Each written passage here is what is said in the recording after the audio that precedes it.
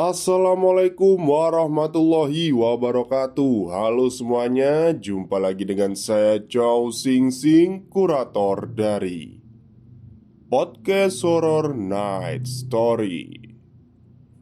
Halo, apa kabar semuanya? Semoga kalian semua sehat-sehat ya. Dan seperti biasanya pada siang hari ini saya kembali dan akan membawakan sebuah kisah mistis untuk kalian semua. Kisah mistis kali ini saya datangkan dari kiriman email dari Mas Rudi, host dari channel Cerita Horor Story IKYT. Jadi pada siang hari ini bukan saya ya yang membacakan, nanti akan dibacakan oleh Mas Rudi dari channel Cerita Horor Story IKYT. Buat kalian yang mau subscribe atau mampir ke channelnya Mas Rudi, silahkan, nanti ada link di bawah video ya, di deskripsi biasanya. Oke, daripada kita berlama-lama, mari kita simak ceritanya.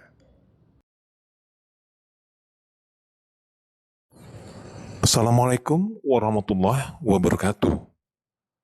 Selamat datang di podcast Night Horror Story. Perkenalkan, saya Rudi, kurator dari channel Cerita Horror Story IKYT. Sebelum memulai cerita ini, terima kasih buat Chow Sing Sing yang telah mengizinkan saya untuk membacakan cerita di sini. Cerita yang akan saya bawakan berjudul Pemakaman Tua. Dan cerita ini ditulis oleh Medina Batari.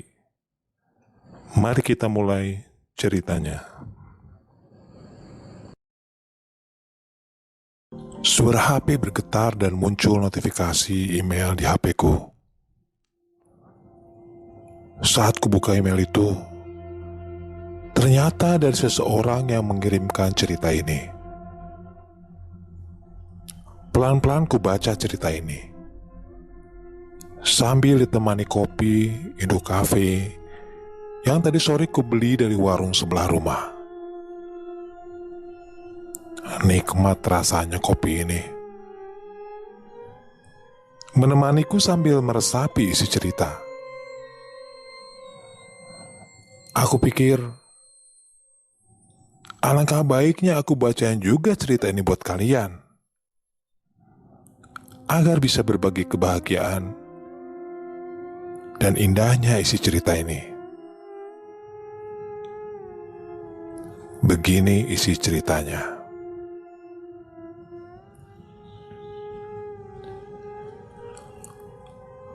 Pagi di kala itu, bunyi burung bernyanyi sambil bersahutan menyambut kedatangan matahari pagi yang masih malu-malu muncul menghangatkan dunia. Pelan-pelan matahari ini semakin berani dan tanpa malu menampakkan dirinya lebih tinggi. Bangga akan kemampuannya dengan kuasa Tuhan yang Maha Kuasa memberikan kehangatan dan sumber energi bagi kita umatnya.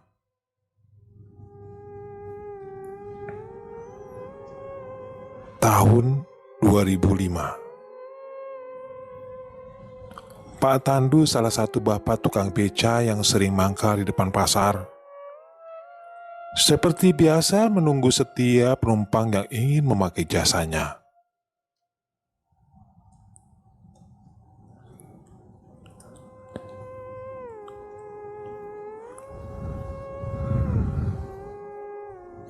Dari pagi hingga sore menjelang, hanya 2 penumpang yang beliau layani.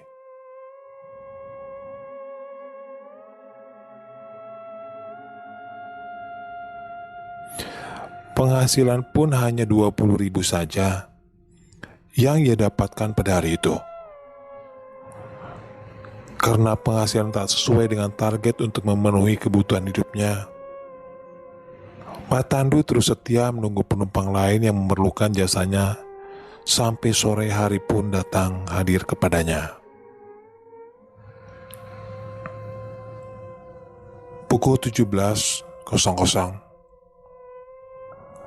Dari arah kejauhan berjalanlah seorang ibu-ibu separuh baya dengan membawa tas belanjaannya. Beliau pun meminta Pak Tandu untuk mengantarkan ke rumahnya.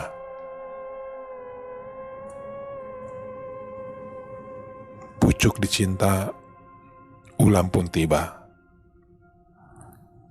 Pak Tandu dengan penuh semangat mengantarkan ibu-ibu tersebut yang jaraknya lumayan cukup jauh dari pasar tersebut. Beca di kayunya. Sepanjang perjalanan, Pak Tandu pun mengobrol dengan ibu-ibu itu. Dan tak terasa 30 menit waktu berjalan, sampailah Pak Tandu ke rumah ibu-ibu tersebut. Stop mas, manek tengkri kimawon. Matur suwun nggih mas, iki bayarane. Nggih, sami-sami bu. Matur nuwun. Pak Tandu pun tersenyum sumringah dan berlalu meninggalkan ibu-ibu tersebut.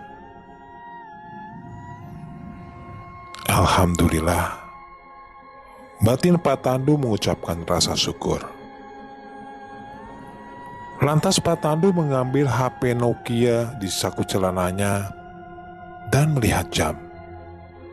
Waktu menunjukkan pukul 17.35 menit menjelang waktu maghrib. Pak Tandu mendongakkan kepala ke atas, melihat langit yang masih begitu cerah.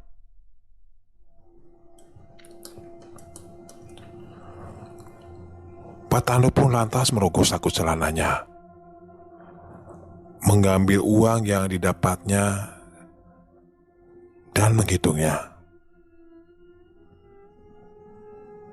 Alhamdulillah, cukup ini untuk makan kita besok, batin Pak Tandu.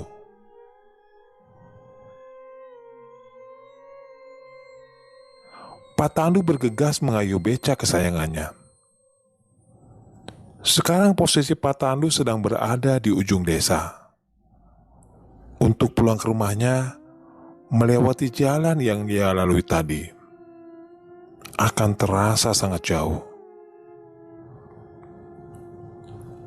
Akhirnya Pak Tandu memilih jalan pintas yang dirasa cukup dekat apabila dilalui untuk pulang ke rumahnya, yaitu melewati kuburan desa.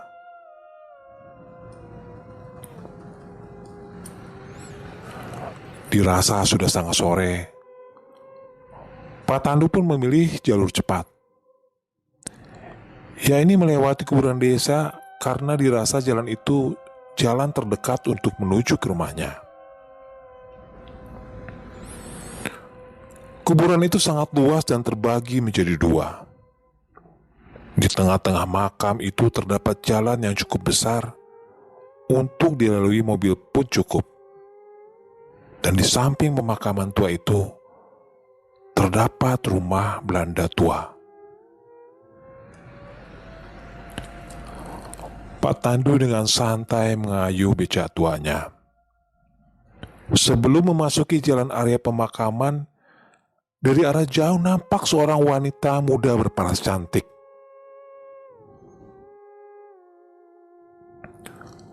Rambut lurus terurai, memakai dress panjang, lalu melambai-lambaikan tangan ke arahnya, pertanda ia ingin memakai jasanya. Waktu menunjukkan pukul 17.45 kala itu.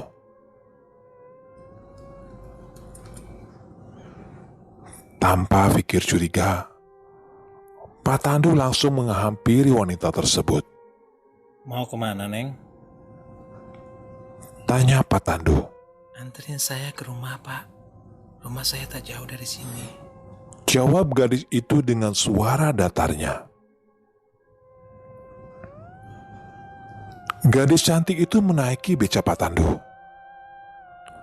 Pak Tandu yang semula ingin memasuki jalan area pemakaman itu seakan-akan lupa Sepenglihatan beliau, jalan yang ia lalui sangatlah halus. Tak ada bebatuan sama sekali. Bahkan langit pun tak nampak gelap. Padahal ini sudah menjelang maghrib. Pak Tandu pun masih sangat santai mengayuh becanya. Seakan-akan terkena sirep, wanita muda itu masih bungkam 1000 bahasa. Bahkan ia pun seperti mematung duduk di kursi beca Pak Tandu.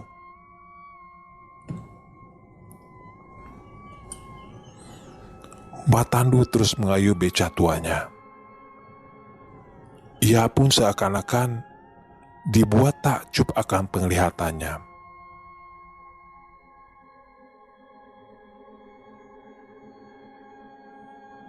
Dalam batin Pak Tandu berkata, Baru kali ini di desaku sendiri melihat perumahan gedung berjejer rapi. Ramai lagi.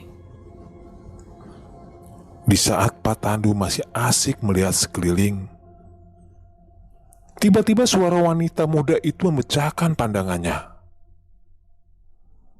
Belok kanan ya Pak, itu di depan rumah saya. Ucap wanita muda itu berbicara tanpa ekspresi. Suaranya datar, membuat siapa saja yang mendengar itu merinding dibuatnya.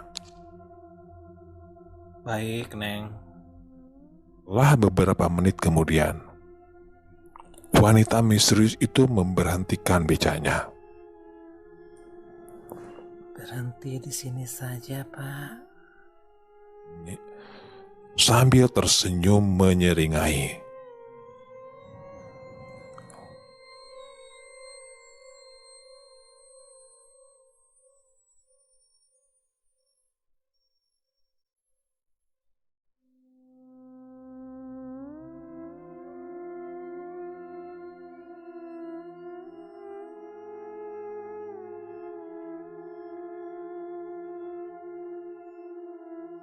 Pak Tandu dibuat takjub melihat penglihatannya. Di sana Pak Tandu melihat rumah gedong bertingkat yang sangat besar. Dan Pak Tandu tak pernah melihat rumah seperti ini di desanya sendiri. Akan tetapi, Pak Tandu masih tetap tak menyadarinya. Ini uangnya, Pak. Kembaliannya untuk Bapak saja. Terima kasih, Neng. Uang dengan pecahan 50.000 kala itu sudah sangat besar. Wanita muda itu menatap datar Pak Tandu tanpa ekspresi apapun. Dia pun berjalan menuju rumahnya. Pak Tandu memutarkan becanya dan akan pergi melewati jalan semula. Beca pun ia kayuh. Baru beberapa langkah di rumah itu, tiba-tiba ada yang menyangkut di becanya, membuat langkahnya terhenti. Pak Tandu turun memeriksa beca tersebut. Apa kira-kira yang menyangkut itu? Pak Tandu lantas membukukan badannya, dan seketika Pak Tandu dibuat kaget. Badan Pak Tandu lemas seketika seperti tak mempunyai tulang. Setelah diperiksa dengan seksama, ternyata yang menyangkut adalah batu nisan. Seketika Pak Tandu terjengkang. Langit pun yang berubah cerah sontak berubah menjadi gelap gulita. Semakin paniklah Pak Tandu dibuatnya. Dengan disinari cahaya bulan yang remang-remang, Pak Tandu pun menatap sekitar yang ternyata Pak Tandu sudah berada di pemakaman umum desa. Rumah gedong yang ia lihat tadi berubah menjadi pemakaman dan pohon-pohon besar. Pak Tandu hanya bisa beristighfar dalam hati.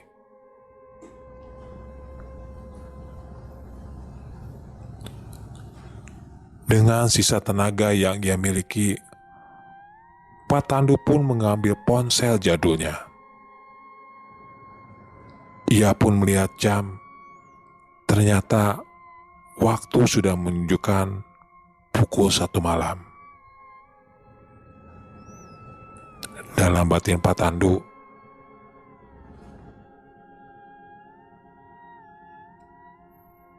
perasaan baru sebentar aku mengantarkan wanita itu. Tapi kenapa ini sudah malam saja ya?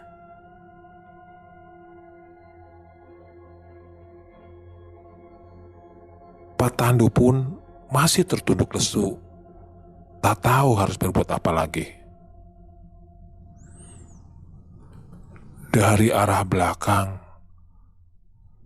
tiba-tiba Pak Tandu mendengar suara khas tawa seorang wanita yang sangat menakutkan.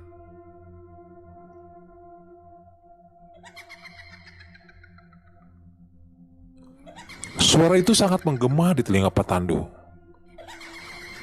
Pak Tandu pun menutup telinganya rapat-rapat sambil beristighfar. Dengan sisa tenaganya, Pak Tandu berdiri dan melangkah maju. Sambil tergopoh-gopoh, Pak Tandu pun setengah berlari, meninggalkan tempat itu. Kakinya pun seringkali tersandung batu nisan, sampai membuatnya terluka. Banyak mata merah yang memandang ke arahnya, tapi Pak Tandu mengabaikannya.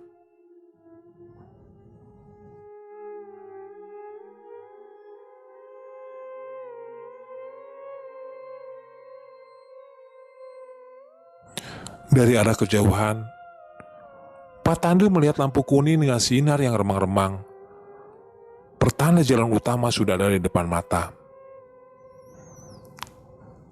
Tiba-tiba dari arah samping Pak Tandu melihat sosok pocong yang wajahnya rusak, bermata merah, terus mengintanya dari balik pepohonan, seakan-akan menerornya. Ia ingin teriak pun Pak Tandu sudah tak mampu. Pak Tandu terus berlari walau kaki yang terluka.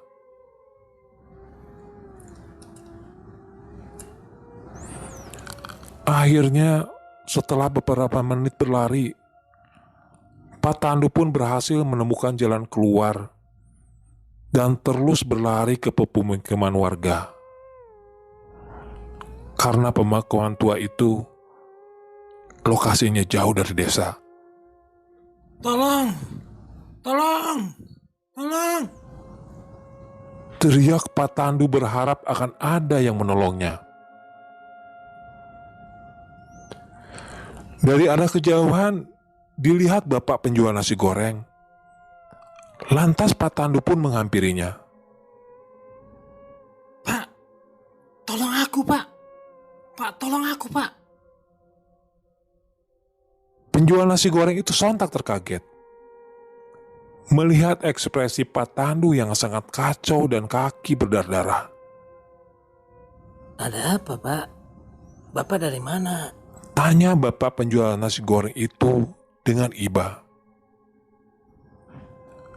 Lantas, Pak Tandu pun menceritakan kronologinya dengan detail. Oh, seperti itu, Pak. Baik, Pak, ini minum dulu. Nah, sekarang beca Bapak posisinya masih di dalam makam itu ya? Nanti besok saja kita ambil. Sekarang sudah jam 1 malam, Pak. Nanti saya minta orang untuk mengantarkan Bapak. Ekspresi wajah Pak Tandu pun sangat kaget. Karena waktu menunjukkan pukul 1 malam. Padahal menurut Pak Tandu hanya beberapa menit di dalam pemakaman itu. Pak Tandu hanya tertunduk lemas. Ponsel Pak Tandu pun sudah lowbat.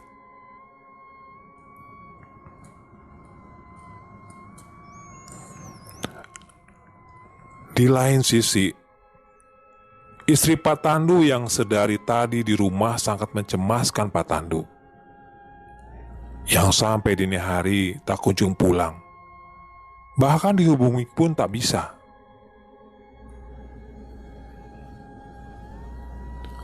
Pak Tandu lantas diantarkan oleh tukang beca pula, yaitu temannya bapak penjual nasi goreng. Pak Tandu hanya tertunduk lesu dan tak bisa melupakan kejadian itu. Ditanya pun, Pak Tandu masih bungkam. Selang beberapa menit, Pak Tandu sampailah di rumahnya juga. Pintu pun diketuk oleh Pak Mardi, bapak tukang beca yang mengantarkan Pak Tandu tadi.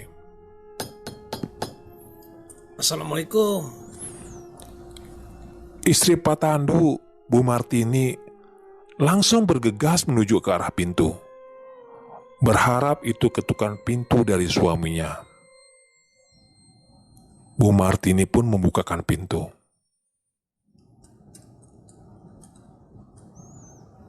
Dengan ekspresi wajah yang sangat kaget, Bu Martini langsung menghampiri Pak Tandu dan menanyakan apa yang terjadi. Mata Bu Martini melihat ke arah kaki Pak Tandu, melihat kaki suaminya yang berdarah-darah itu.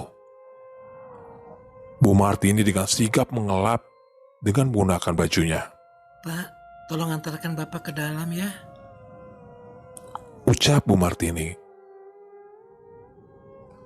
Pak Tandu pun dipapah dan didudukkan di ruang tamu. Bergegaslah Bu Martini ke dapur lantas membuatkan teh hangat untuk Pak Tandu. Pak Tandu langsung meminumnya dengan sangat lahap. Terasa sudah cukup aman dan baik. Lantas Pak Tandu pun menceritakan kejadian yang ia alami barusan terhadap istri dan Pak Mardi. Mereka menyimak dengan seksama. Ya wis, roh Papa. Alhamdulillah Bapak sudah kembali dengan selamat. Sudah tak usah dipikirkan lagi. Ucap Bu Martini menenangkan Pak Tandu. Ini loh Bu, wanita setan itu memberikan saya uang tadi 50.000. Ini uangnya masih di kantongku. Pak Tandu merogoh saku celananya dan memperlihatkan uang tadi. Betapa syoknya Pak Tandu, ternyata uang itu hanya daun kering saja. Pak Tandu pun langsung membuangnya. Pak Mardi dan Bu Martini pun sama-sama terkejut. Pak Mardi lantas izin pamit pulang. Bu Martini pun ingin memberikan uang kepada Pak Mardi, tapi Pak Mardi menolaknya.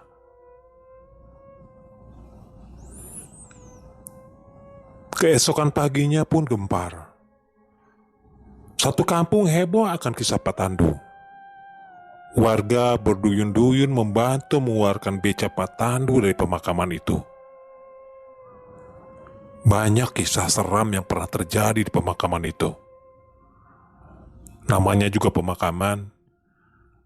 Bahkan Medina pun pernah merasakan sensasinya malam hari di pemakaman itu saat acara diklat malam. Kisah LDku.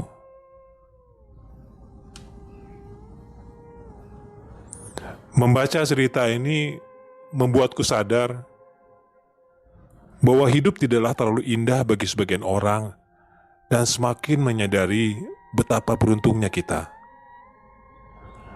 Terima kasih ya Allah atas nikmat yang telah Engkau berikan padaku. Demikian saja cerita dari pemakaman tua. Nantikan kisah-kisah dan cerita berikutnya pada video saya selanjutnya. Assalamualaikum warahmatullahi wabarakatuh.